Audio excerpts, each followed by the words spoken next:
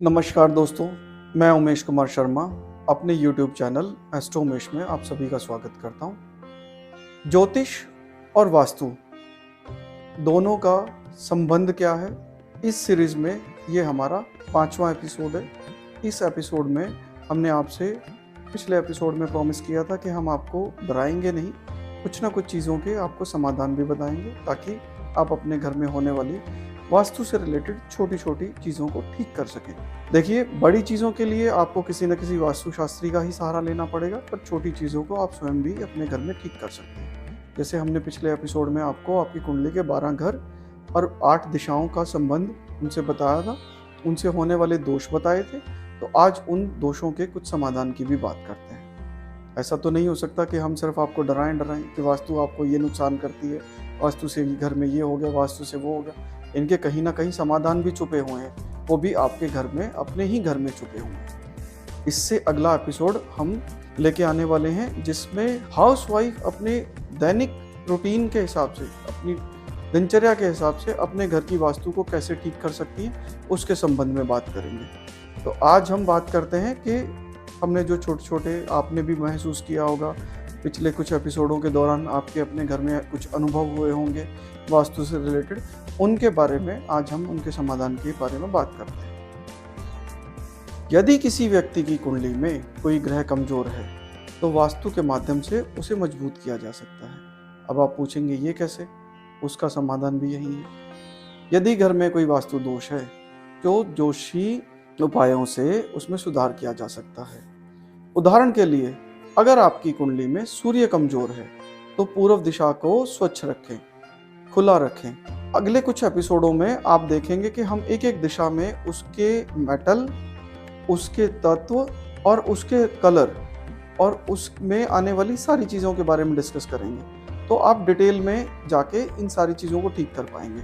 अगर आपकी कुंडली में सूर्य देव किसी कमजोर ग्रह के साथ कमजोर दशा में बैठे हैं तो आप अपनी पूर्व दिशा को साफ सुथरा रखिए, खुला रखिए और मॉर्निंग की सनलाइट अपने घर में आने दीजिए। जब वेदर अच्छा हो तो कुछ देर के लिए आप अपना कोई भी विंडो अगर वहाँ पे है या डोर है उसको खुला रखिए।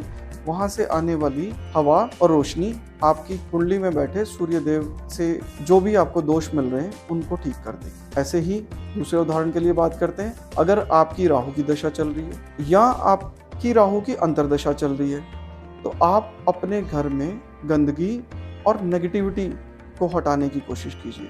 सबसे अच्छा इलाज है कि जब भी आपको कभी ऐसा लगे कि आपके घर में कुछ नेगेटिविटी आई है तो आप इस प्रक्रिया को महीने में एक बार कर सकते हैं। अपने घर को डीक्लटर कीजिए। जो सामान जहाँ रखा है उसको साफ सुथरा करके पहुँच के वापस या तो वहाँ रख दीजिए या उठा के उसकी दिशा चेंज कर दीजिए। राहु की अगर आपकी दशा चल रही है या अंतर्दशा चल रही है तो आप अपने घर का साउथ वेस्ट बिल्कुल साफ सुथरा रखेंगे और साउथ वेस्ट से के अगेंस्ट कोई भी चीज़ वहाँ पे नहीं रखेंगे। आपकी लगन कुंडली के प्रथम भाव में जो नंबर लिखा हुआ है वो आपकी लगन राशि है। लगन राशि के अनुसार घर का मुख्य द्वार अगर शुभ दिशा में हो तो घर में और आपके जीवन में बहुत पॉजिटिविटी लाता है। लेट्स सपोज कि आपकी कुंडली के प्रथम भाव में 12 नंबर लिखा हुआ है। 12 नंबर मीन राशि है। मीन राशि गुरुदेव बृहस्पति की राशि है। अब अगर आपका घर का मुख्य द्वार गुरुदेव बृहस्पति की राशि जिस दिशा को गवर्न करती है उस दिशा में है, मतलब नॉर्थ ईस्ट में है, तो आपके जीवन में बहुत सारे पॉजिटिव प्रभाव आप ऑटोमेटिक देखते चले जाएंगे। आप बहुत सारे काम के लिए आप कोई भी एफर्ट्स नहीं करेंगे बट वो ऑटोमेटिक होता चला जाएगा।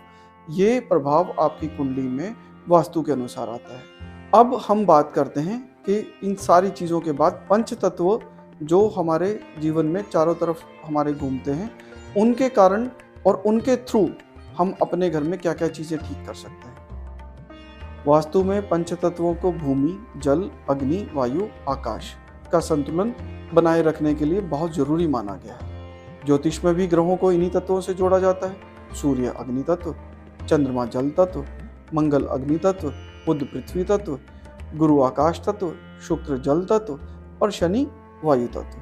अगर किसी की कुंडली में किसी भी तत्व की कमी हो तो वास्तु के उपायों से उसे संतुलित किया जा सकता है। इससे आपकी कुंडली में बैठे ग्रह भी संतुलित हो जाते हैं।